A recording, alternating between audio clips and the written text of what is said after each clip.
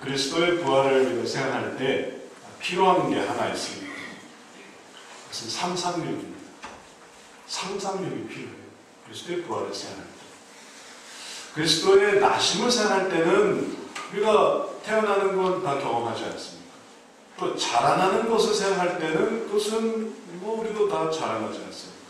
그리스도의 사역을 생각할 때 우리가 흔히 보는 또 그런 제자들을 데리고 하는 그런 사역들입니다. 그리스도의 죽으심도 우리가 익히 생각하기 어렵지 않습니다. 고난받으셔서 죽으시는 것, 우리의 삶 속에 다 있는 일들입니다. 그렇게 죽으셨구나. 숨이 끊어지셨구나. 그런데 유독 부활에 있어서만은 우리가 경험해 본 적이 없습니다. 직접적으로 부활을 경험해 본 자가 있습니까? 간접적으로 부활을 경험해 본 자가 있습니까? 들어본 적이 있습니까? 상상이 안 됩니다. 부활에 대해서 성경이 보여주는 것은 이거는 초인적인 그런 모든 모습이에요. 예를 들면 문을 다 막아놨는데 예수님이 들어오세요. 어떻게 문을 다 막아놨는데 들어오실까? 분명히 예수님은 지금 여기서 이 제자들과 얘기를 하셨는데 갑자기 저 멀리 엠마오 가는 그 제자들을 또 만나고 계세요. 갈릴리에도 번쩍하시는 거예요. 도대체 이 부활의 모습은 우리의 상상을 자극하는 거예요. 이제 이 상상에 근거한 부활은 이러이러하겠구나 라는 이 모습이 우리로 하여금 이 두 가지 이 커다란 이 입장을 만들어냅니다.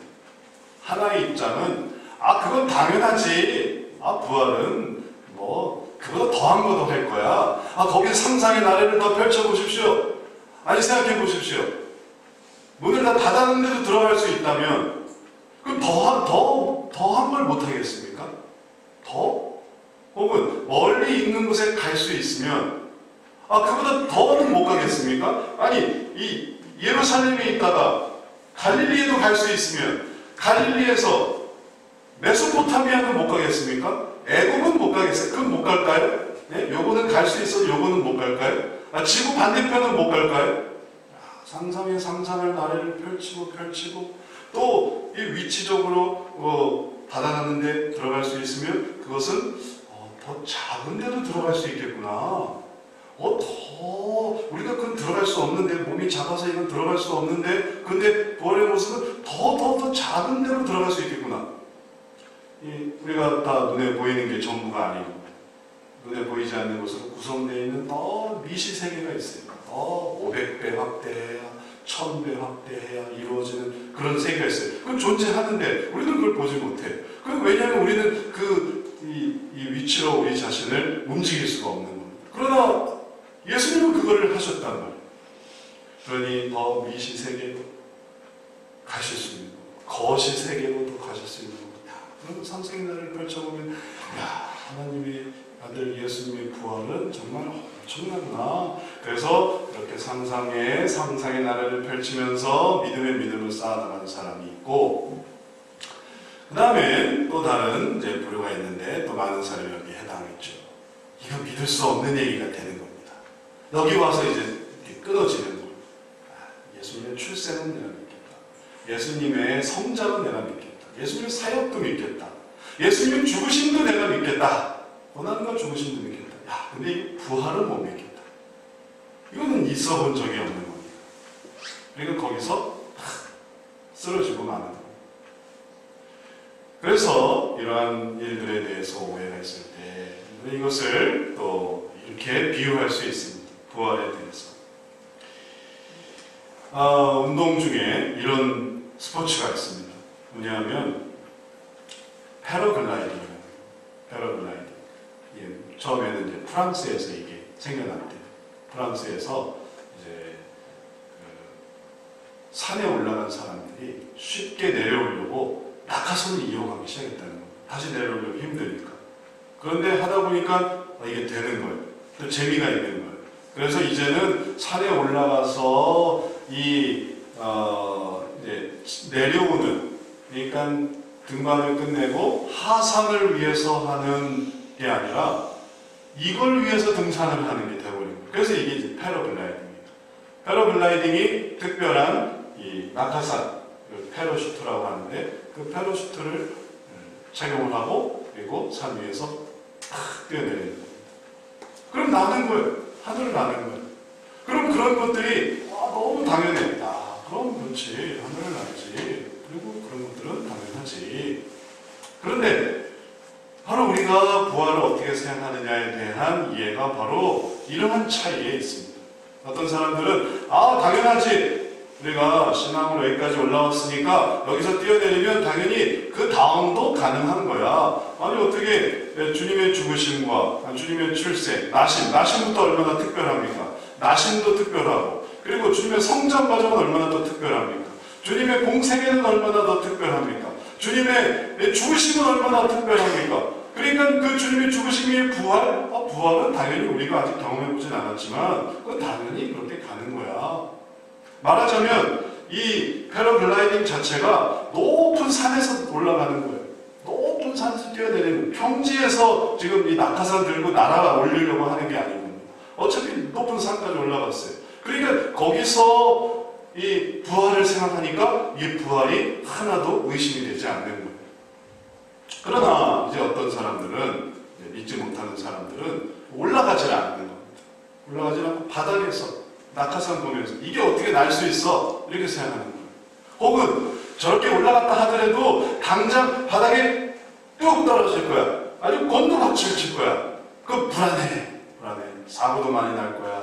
그리고 난다는 건 생각할 수가 없어. 그렇게 생각하는 거예요. 말하자면. 그래서 부활이 두렵고 또 부활이 있어질 것 같지 않고 부활이 또 감당할 만한 것이 되지 않고 부활이 불가능한 것이라고 생각을 하니까 그 부활이 결국은 나에게까지 오는 건데 내가 그러한 삶을 살아가게 된다는 게 이게 믿어지냐니까 무슨 일을 하냐 하면은 아예 올라가지도 않아요. 아예 시작도 안 하는 거예요. 그래서 부활에 대하여 정말 믿고 신뢰하고 그게 될 수 있겠구나 하는 사람은 이 부활의 장비가 뭐겠습니까? 낙하산을 메고 그리고 부활의 과정, 이 산을 올라가는 겁니다. 그리고 그러한 과정을 묵묵히 수행합니다. 왜냐하면 이제 부활을 해야 되니까. 그러나 부활을 믿지 않고 부활을 불가능하다고 생각하고 부활에 대해서 엄두도 내지 않는 사람은 아무것도 하지 않는 거예요. 안 될 거니까. 택도 없을 테니까. 안 믿어요. 그러니까 꼼짝 안 하는 거예요. 나는 움직이지 않아요. 무거운 이 낙하산을 내려고 하지 않아요. 나는 그런 거 하고 싶지도 않으니까. 그래서 정체하게 되는 것입니다. 이제 이러한 부활에 대한 이러한 차이가 우리들로 하여금 이 신앙생활을 어떻게 할 것인가 그리고 또 그 신앙생활 속에서 하나님을 어떻게 바라볼 것인가에 대한 그런 두 가지 큰 입장의 차이로 내고 있습니다. 우리들이 이러한 일들을 생각해 볼 때 우리들이 지금 경험하고 있는 삶 속에서도 바로 이러한 일들은 일어나고 있습니다. 어느 누군가는 부활을 위해서 지금도 준비합니다. 그러나 또 누군가는 부활을 생각하지 않고 준비하지 않고 그리고 그런 것들은 힘들고 그리고 그런 것들은 참 부담스러운 일이 되어버리고 있습니다. 이러한 차이로 인해 생겨나는 많은 문제에 대해서 성경 말씀 사도 바울은 그 이유가 바로 부활을 믿지 않기 때문에 그런 것이다 라는 것을 간파했습니다. 오늘 성경 말씀 고린도전서 15장에서 사도 바울이 이렇게 말하고 있습니다. 우리 같이 한번 읽어봅니다. 그리스도께서 죽은 자 가운데서 다시 살아나셨다 전파되었거늘 어찌하여 죽은 자 가운데서 부활이 없다 하느냐. 사도 바울이 고린도전서 12장, 13장, 또 14장이 사랑장이고 이렇게 얘기를 하면서 이제 계속 얘기하고자 하는 것은 교회의 은사에 관한 것이에요. 교회를 움직이는 은사에 대해서. 교회는 가르치는 자도 있고 섬기는 자도 있고 교회는 여기서 방언하는 자도 있고 예언하는 자도 있고 다 교회에서 이루어지는 거예요. 교회에서는 이렇게 돌보는 사람도 있고 저렇게 돌보는 사람도 있고 막 이렇게 교회에 대해서 이야기를 하고 있는데 15장에서 근데 부활을 믿지 않는 사람들이 있다라는 거예요. 그게 아주 당연한 원리입니다. 왜냐하면 정말 하나님의 나라를 생각하고 하나님의 나라를 위해서 생각하려고 하면 그렇게 해서 은사로 자기가 받은 재능으로 달란트로 여기에 달라붙고 여기 일을 해야 되는데 보다 보니까 어떤 사람들은 안 올라오는 거예요. 그 사람들은 왜 안 올라올까? 왜 하나님의 은혜로 쭉쭉쭉쭉 나가야 되는데 이 사람들은 왜 여기에 머물러 있을까? 보니까 이 사람들이 어떤 사람들은요, 부활을 안 믿는 사람들이에요. 여기 보십시오. 이 사람들이 불신자들이 아니에요. 그리스도께서 죽은 자 가운데서 다시 살아나셨다 전파되었거늘 너희 중에 어떤 사람들, 이 너희가 누구였습니까? 고린도 교회 사람들이에요. 교인도 교회 사람들 중에 어떤 사람들은 죽은 자 가운데서 부활은 없다 이렇게 생각을 하는 거예요. 가능한 일이에요. 이것이 꼭 입으로 이렇게 나는 부활이 없습니다 이렇게 말하는 것이 아니어도 돼. 내가 의식적으로 부활 없어도 살 수 있거든. 부활 없어도 예수의 출생으로 충분히 살고 예수 그리스도의 성장으로도 우리가 충분히 살고 그리고 예수 그리스도의 가르침으로도 우리가 충분히 신앙생활하고 그리고 잠깐 한 다음에 또 내 일을 하고 또 잠깐 이렇게 이제 아주 안정적인 평지에 있을 수가 있는 거예요. 부활 없어도 우리의 삶은 조금도 달라지지 않습니다. 부활 없어도 조금도 문제가 되지 않아요. 오히려 부활을 생각하는 게 더 스트레스 받아요. 내일 부활을 해야 된다고 생각해 보십시오. 예를 들어 내일 이사해야 된다. 얼마나 복잡해. 내일 이사해야 된다. 내일 이민 가야 된다. 말도 못해 복잡해. 지금 있는 거 다 내려놓고 지금 거기에 붙들 판이라는 거예요. 그러니까 그런 생각하지 않고 부활은 없을 수도 있어. 혹은 부활은 지금 중요하지 않아. 그러면 그건 부활은 일단 없는 거예요. 의식되지 않아. 내가 눈에 안 보이면 그건 없는 거예요. 그러나 그렇기 때문에 그들의 신앙이 정체되고 그들이 재능을 발휘하지 못하고 주님의 나라에 동참하지 못하는 것을 사도 바울은 안타깝게 여깁니다. 우리도 마찬가지. 왜 우리가 더 주의 일에 열심을 다하지 못하고 주의 일에 또 간절한 마음을 갖지 못하고 그 일에 준비되지 못하고 그 일이 우리의 정말 인생의 목표가 되지 못할까 하면 우리도 혹은 우리 중에 어떤 사람도 부활에 대해서 그것은 없는 게 아닐까? 이제 부활은 가고 다음에 있어야 될 것은 다시 출생이다. 다시 쳇바퀴 도는 거예요. 죽음, 부활 끝나고 그 다음에 다시 출생으로. 그걸로 끝나는 거지. 그래서 우리가 예수 그리스도의 삶을 그냥 쳇바퀴 돌듯 가는 거지. 부활 이후에 어떤 사람이 되고 부활 이후에 어떤 일이 일어나고 이거는 좀 어렵지 않을까. 이렇게 생각할 수 있는 것입니다. 그래서 이걸 끌어당기는 거예요. 끌어당겨야만 합니다. 우리가 부활에 대해서 잊어버리고 살았다면, 없는 것처럼 살았다면, 부활은 존재하는 것입니다. 부활이 우리의 삶의 목적이에요. 부활이 우리의 삶의 모든 최종적인 목표입니다. 우리가 먹는 이유도, 우리가 입는 이유도, 우리가 숨쉬는 이유도, 우리가 이 세상에 죽지 않고 살아가는 이유도, 심판이 오지 않는 이유도, 아직도 이 세상이 여전히 존재하는 이유도, 모든 이유들이 다 우리의 부활을 위한 게, 우리의 부활을 준비하기 위한 것이에요. 우리가 교회 생활하는 것도, 성경을 읽는 것도, 찬양을 하는 것도, 기도를 하는 것도, 전도를 하는 것도 우리가 다 부활의 의미가 있습니다. 그래서 부활을 제껴놓고 산다면 모든 걸 할 필요가 없지만, 고등학생이 대학 안 가려고 하면 모든 일들이 다 무의미해져요. 그러나 대학 가려고 하면 모든 게 의미가 있습니다. 대학이 목표면 모든 게 의미가 있는 거예요. 승진이 목표면 직장인이 하는 모든 일에 열정을 갖게 됩니다. 승진 가능하다. 승진을 할 수 있어. 이렇게 생각합니다. 그러나 승진 포기하면 그냥 왔다 갔다 하는 거예요. 대학 포기하면 그냥 왔다 갔다 안 가도 되는 거. 대학이 포기됐는데 인생의 신앙의 목적이 내 마음속에 새로운 목표가 생겨나는 것이에요. 자, 그럼 부활을 생각하기 위해서 우리가 오늘 성경 말씀이세요. 그럼 부활을 다시 깨닫게 하기 위해서 정말 필요한 게 뭘까 생각할 때 성경 말씀은 좀 특이한 방법을 취하고 있습니다. 왜냐하면 부활이 없다고 생각하는 자들의 이야기를 만약에 그대로 받아준다면 어떤 일이 일어날까라는 것을 생각하는 거예요. 늘 얘기하는 건 부활이 있고 부활은 이런 얘기만 했는데 완전히 반대로 얘기하는 거예요. 부활이 없다고 하자. 부활이 없다고 하자. 그러면 무슨 일이 일어나겠는가? 아, 이건 정말 새로운 접근입니다. 이건 사도 바울만이 말할 수 있는 아주 놀라운 거예요. 다소 그 얘기는 거칠고 때로는 좀 과격하기도 해요. 아, 그러나 그것이 얼마나 우리에게 충격적으로 다가오는가 생각해보면, 야, 부활이 없다는 건 정말 말도 안 되는 거구나. 우리가 이것을 생각할 수 있습니다. 그래서 한번 가정을 해보자 이거예요. 부활이 없다고 한다면 이제 어떻게 되는가? 자, 그럼 이제 시작되는 게 이제 이렇게 시작이 됩니다. 13절, 14절 같이 한번 읽어보겠습니다. 만일 죽은 자의 부활이 없으면 그리스도도 다시 살아나지 못하셨으리라.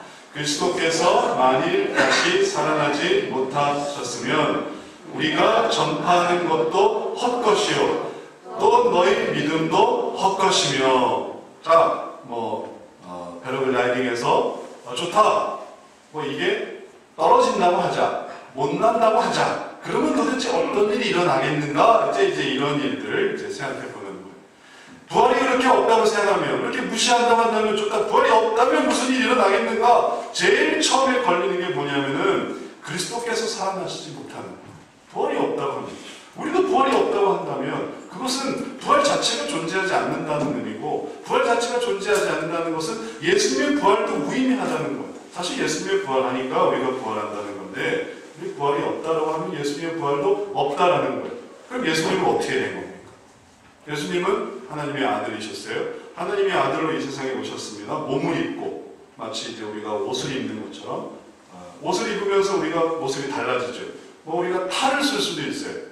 우리가 예를 들어서 행사장에, 저도 예전에 산타클로스 복장을 하고 유치원에 한번 해서 이제 선물을 나눠주는 아르바이트를 해보기도 했는데, 산타 복장을 하고 혹은 산타 옷을 입고, 그러면 나는 그 안에 존재하죠. 그러나 옷은 산타 옷을 입는 거예요. 행사 마스코트 혹은 응원단 생각해보면 때로는 큰 무슨 가발을 쓰고 탈을 쓰고 옷을 입고 거기서 하고 있는데 그 안에 사람이 있단 말이에요. 예수님이 그렇게 성육신해서 오셨어요. 그래서 인간이면서 신으로서 이 세상에 오셨어요. 그리고 그의 생애를 사셨습니다. 근데 죽었어요. 예수님이 죽으셨어요. 그러면 그 죽으심으로 그 옷은 폐기가 된 거예요. 그 옷이 이 세상에 이 옷처럼 가지고 계신 육신이 폐기가 된 거예요. 그런데 그와 함께 그 영도, 그와 함께 원래 하나님의 아들이셨던 그 영도 죽으셨다는 거예요. 부활이 없으면. 그럼 그리스도께서 소멸하시게 되는 거예요. 그리스도께서 소멸. 부활이 없다고 하면 다시 살아나는 게 없습니까? 사실 그게 아니기 때문에 주님이 부활하신 거거든요. 그 영으로 끝나는 게 아니기 때문에 주님이 다시, 왜냐하면 주님이 의인이시고 죄가 없으시기 때문에 더 이상 죽어 계실 필요가 없기 때문에 다시 부활하시는 건데, 근데 부활이 없다고 하면 그리스도가 소멸되는 거예요.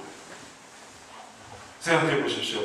만왕의 왕이시고 만군의 주신 하나님의 아들이 이 세상에 구세주로 오셨다가 소멸되셨어요. 사라지셨어요. 존재가 없어졌어요. 이 일을 겪었다고 해서. 뿐만 아닙니다. 그렇게 돼서 그리스도께서 만일 다시 살지 못하셨으면 우리가 전파하는 것, 우리의 믿음이 다 무의미해집니다. 예수 그리스도를 위해서 구약이 존재하고 예수 그리스도 때문에 신약이 존재하는데 예수 그리스도가 사라져버렸으면 그럼 뭐가 되겠습니까? 이 모든 게 다 무너지는 거예요. 다 무너지는 거예요. 이 불 켜져 있는 거 한번 보십시오. 이 불이 왜 켜져 있을까요? 이 불이 전원이 공급이 되니까 이게 불이 켜져 있는 겁니다. 근데 만약에 전원 공급이 꺼진다, 두꺼비 집이 내려간다, 그럼 여기는 순식간에 암흑천지가 되는 거예요. 당연하지 않습니까? 그리스도의 소멸인데 믿음이 존재할 수 있겠습니까? 또는 우리의 전파하는 게 의미가 있겠습니까? 다 무너지죠. 다 무너져요. 또 나갑니다. 16절, 17절 같이 읽습니다. 만일 죽은 자가 다시 살아나는 일이 없으면 그리스도도 다시 살아나신 일이 없었을 터이로, 그리스도께서 다시 살아나신 일이 없으면 너희의 믿음이 헛되고 너희가 여전히 죄 가운데 있을 것이요. 그래서 그리스도께서 다시 살아나신 일이 없으면 우리의 믿음이 헛되고 그리고 우리가 여전히 죄인이 되는 거예요. 우리가 의인이 아니에요. 우리가 죄인이에요. 그리고 이러한 죄는 조금 더 나아갑니다. 어떠한 죄까지 나아가냐 하면 오늘 본문 말씀에서 특별히 우리가 그리스도의 전파하는 자가 되었습니다. 그리스도를 전파하는 자가 됐습니다.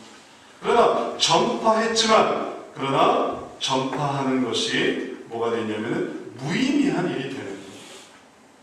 우리의 믿음이 그리스도를 전파하고 그리고 우리의 믿음이 그리스도를 증거하고 그리고 우리가 그 속에서 의롭게 되는 모든 것들을 다 얘기했는데 그런데 그리스도께서 사라지시게 되면 우리의 믿음이 또 우리의 전파가 우리는 거짓 증인으로 발견이 되고 그리고 거짓 증인이 되니까 그럼 결국 뭐가 되겠습니까? 우리들이 하나님 앞에서 죄인이 되는 거예요.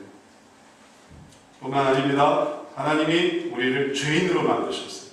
왜냐하면 하나님이 우리에게 그리스도가 부활했다라고 가르쳐 주셨는데 우리가 그리스도가 부활하지 않았으니까 그러면 우리가 죄인이고 우리를 죄인 만드신 분이 누구였어요? 하나님이시란 말이에요. 하나님이 이걸 우리에게 가르쳐 주셨습니까? 그럼 우리도 죄인이고 하나님도 죄인, 우리도 거짓말장이고 하나님도 거짓말장이에요. 그러면 하나님이 문제가 생겨요. 그리스도만 없어지는 게 아닙니다. 하나님이 거짓말장이에요. 그럼 하나님이 거짓말장이라는 것은 뭐가 될까요? 하나님도 의심스러워. 하나님도 부정되어버리는 것입니다. 이게 엄청난 일이에요. 그리스도만 사라진다고 혹은 부활만 사라진다고 되는 게 아닙니다. 부활이 사라지면 그리스도도 사라지고 그리스도가 사라지면 또 그리스도를 전파한 우리도 무의미해지고 우리가 무의미해지면 하나님도 무의미해져요. 왜냐하면 하나님이 우리에게 이렇게 가르쳐 주셨습니다. 그럼 맨 마지막에 진행되는 것은 18절, 19절에 같이 읽어봅니다. 또한 그리스도 안에서 잠자는 자도 남아있으리니 만일 그리스도 안에서 우리가 바라는 것이 다만 이 세상의 삶뿐이면 모든 사람 가운데 우리가 더욱 불쌍한 자이리라. 그래서 죽은 자도 망한 거예요. 죽은 자도 다 살아나지 못해요. 그 사람들 다 소멸된 거예요. 그리고 우리가 이 세상 삶을 그저 살아가는 거니까 우리가 여기서 의롭게 진실하게 혹은 하나님 바라보면서 그리고 하나님 의지를 사는 모든 게 다 헛되게 돼요. 그리고 우리는 그러다가 이제 살다가 죽으면 소멸되는 존재가 되어버리지 않습니까? 부활이 없다니까. 그럼 우리가 제일 불쌍한 자예요. 우리가 제일 헛것을 논했고 그리고 헛된 것을 쫓아다녔고 그리고 무의미한 일을 한 참 불쌍한 자가 되는 겁니다. 그럼 우리 존재는 무의미한 존재가 되어버리는 겁니다. 우리가 우리의 삶 속에서 의미를 찾았고 우리의 삶 속에서 가치를 찾았고 우리의 삶 속에서 정말 영혼을 생각하며 살아왔지만 부활이 없다면 그 모든 것이 다 소멸돼서 우리가 그 어떤 인생보다 그 어떤 세상의 허름하고 또 연약한 저보다 우리가 제일 그 많은 시간과 노력과 그리고 모든 그 정력을 다 소비하면서도 아무것도 남는 게 없는 가장 밑바닥에 있는 다른 사람들은 자기가 자기의 선택을 하지 않았습니까? 자기가 먹고 싶은 대로 먹었고 또 쓰고 싶은 대로 쓰고 하고 싶은 대로 했고 그래서 내가 그런 것에 대해서 이런 건 했다 라고 생각할 수 있는데 부활이 없다면 우리들은 가장 밑바닥에 내려가 하나님 때문에 모든 걸 했고 희생했고 헌신했고 그리고 또 애썼고 그러나 아무것도 남는 게 안 되는 참 불쌍한 무의미한 자가 되는 겁니다. 이렇게 생각을 해보니 어떻습니까? 깜깜하죠. 아주 암담하죠. 부활이 없으면 이거 그냥 그걸로 끝나는 게 아니구나. 부활만 쏙 빼놓고 예수님의 이 생애와 예수님의 가르침과 이것만 즐길 수가 없습니다. 부활이 사라지면 이 모든 게 다 무너지는 거예요. 우리의 존재가 무너지는 것입니다. 하나님도 무너지는 것입니다. 온 이 세상의 권능이 다 무너지는 것입니다. 그게 부활이 없을 때 일어나는 일이에요. 그런데 정말 그렇습니까? 오늘 성경 말씀에 우리들에게 보여주는 게 뭘까요? 20절 이게 완전히 것을 뒤집는 것이죠. 같이 읽어봅니다. 그러나 이제 그리스도께서 죽은 자 가운데서 다시 살아나사 잠자는 자들의 첫 열매가 되셨도다. 바닥까지 떨어지는 것 같지만 부활이 없으면 이것은 뒤집어지는 것. 그래서 다시 맨 위로 올라가는, 가장 높은 곳으로 올라가는 것이에요. 이 말은 이런 겁니다. 만약에 전원이 꺼지면 모든 불이 꺼지지만, 그러나 전원이 켜져 있다고 한번 생각해보세요. 전원이 다 켜져 있어요. 그러면 무슨 뜻입니까?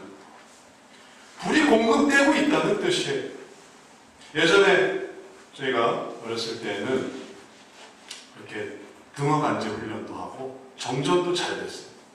그래서 항상 정전이 되면 촛불 마련해 놓고 정전이 되면 어떤 걸 했냐면은 다른 집 불 들어오면 안 된다. 얼른 나가봐. 다른 집 불 열어서 다 불 꺼져 있으면, 이 인근이 다 불 꺼져 있으면 불 나갔구나. 그리고 그냥 기다리는 거예요. 근데 바깥에 불이 켜져 있으면 얼른 나가보면 우리 집만 불을 안 켜는 거예요. 다 불 켜고 있어요. 우리 집만 불을 안 켜는 거예요. 그래서 이제 불을 켜야 되고 딱 켜면 불이 딱 들어와요. 불이 켜져 있으면 그것은 전원이 공급되고 있다는 뜻입니다. 다시 말해서 우리에게 정말 열심히 살아가는 신앙인이 있고, 그리고 하나님이 이루시는 어떤 일들이 있고, 그리고 그 속에서 하나님을 향해 나아가는 그 한 사람 한 사람, 그리고 그러한 가치들이 있고 그것을 추구하는 사람들이 있을 때 그들은 결코 스스로 불을 내는 사람들이 아니라는 거예요. 세상 사람들은 그거는 종교적 환영회 혹은 뭔가 미쳐 돌아가서 그러는 거라고 하지만, 그러나 그 사람들은 정말 너무너무 어리석은 사람이에요. 본질을 보지 못해. 그걸 거부하는, 눈 가리고 아웅하는 거예요. 태양이 뜨고 있지만 난 태양 없어 하고 그걸 거부하는 거예요. 분명한 태양은, 분명한 현실은 하나님께서 힘 주셔서 지금도 하나님의 사람들이 하나님의 부활을 향해 나아가고 있다는 거예요. 그래서 지금까지 그리스도 안에서 죽은 자들이 불쌍한 자들이 아닙니다. 그들이 왜 목숨을 다해서 하나님을 향해 나아갔는지, 그들이 왜 자기 인생을 바쳐서 하나님의 일들을 해왔는지, 그리고 그 믿음을 우리에게 물려줬는지, 그것은 그리스도께서 살아계시기 때문에 그래요. 2000년 기독교 역사가 그리스도께서 살아계심을 반증하고 있습니다. 그것이 몇 사람의 음모로, 몇 사람의 만든 어떤 만들어진 신으로, 그래서 이렇게 상상하고 저렇게 상상해서, 그래서 그렇게 사람들에게 이 종교라는 이 환영을 불러일으켜주는 것이 아니고, 하나님이 정말 한 사람 한 사람 만나주시고 부활하셔서 네가 내 앞에 설 텐데 너가 너의 모습을 준비해라. 그리고 너가 너의 인생 속에서 나의 부르심을 감당해라. 하나님께서 말씀해 주시고, 그리고 정말 그들이 그리스도 안에서 진실한 죽음으로 하나님 앞에 나았기 때문에 그것이 정말로 하나님의 일들을 이루어내고 있는 것입니다. 지금도 마찬가지예요. 혹 우리 중에 어떤 자들이 부활은 없어, 부활 같은 거 존재하지 않아, 마치 대학은 없어, 대학 같은 건 존재하지 않아, 난 대학 없이도 잘 살 수 있어, 혹은 나는 다른 인생의 목표 없이도 나는 그런 건 원래 애초에 존재하는 건 사람들이 만들어낸 모든 제도일 뿐이야 라고 하면서 자기 스스로 무의미하고 그리고 무가치하고 허송세월 보내고 있지만, 어떤 사람들은 그를 향해서 추구하고 노력하고 자기를 단련하고, 그래서 정말 새로운 일들이 이루어나가는 일들이 있는 것입니다. 그와 같이 부활도 우리들에게 그것을 향해 내가 나가야 되겠구나, 그리스도께서 사셨구나, 내가 이제 주님을 따라 주님의 부활의 두 번째 열매가 되어야겠구나, 세 번째 열매가 되어야겠구나, 내게 주신 능력을 가지고, 내게 주신 부르심을 가지고, 교회에서 내게 주신 달란트를 가지고 주님의 일들을 해나가야겠구나 할 때, 이제 이것은 부활의 모든 길에 우리가 서게 되는 일이 되는 것입니다. 이제 말씀을 마치겠습니다. 부활, 그것은 우리들과 아무 상관없는 일이 아닌 게 아닙니다. 그것은 우리에게 너무너무 중요한 일입니다. 그래서 우리가 부활을 향해 또 나아가고 그것을 연습하고 준비하고 있습니다. 아까 제가 부활을 패러글라이딩에 비유해서 얘기해 드렸는데, 패러글라이딩을 정말 하려고 하다 보면 장비가 만만치가 않아요. 장비가 무거운 낙하산을 또 준비해야 됩니다. 또 위치도 만만치가 않아요. 높은 곳에 또 올라가야만 하는 것입니다. 그러나 이런 장비와 그리고 그 위치가 결국은 패러글라이딩의 놀라운 일들을 이제 해볼 수 있는 그런 과정이 되는 것입니다. 여러분들이 패러글라이딩을 하는 얘기가 아니고 우리는 부활을 행하는 것입니다. 부활의 과정을 우리가 다시 한번 믿고 또 부활의 소망을 우리가 간직하고 우리가 한 걸음 한 걸음 나아갈 때 비로소 우리들이 부활이 없다 하는 사람들의 입장이 아니라 부활이 있고 이것을 준비합니다 하는 사람의 입장으로 또 주님이 우리를 이끄시는 대로 나아갈 수 있겠습니다. 부활절 우리가 보낸 지 한 3주 되었죠. 자, 이런 부활은 절기로 끝나는 게 아니라 우리의 삶 곳에 있습니다. 주님이 부활하셨어요. 그리고 우리도 부활할 것입니다. 그 속에 하나님에 대한 그런 힘과 능력이 있어요. 이 능력으로 체험받는 저와 여러분 되시길 축원합니다. 이것을 절대로 마치 없는 사람처럼 버리지 말고 이것을 내 것으로 취해서 내가 부활을 나가야지. 그리고 그 일에 준비되어야지. 그래서 신앙생활 속에서 한 걸음 한 걸음 나아가는 저와 여러분 되시기를 축원합니다. 기도하겠습니다. 저희 하나님, 우리에게 부활의 소망을 주시니 감사합니다. 그리스도께서 우리에게 은혜 주셔서 그 은혜 속에서 하나님의 놀라우신 일들을 가르쳐 주시고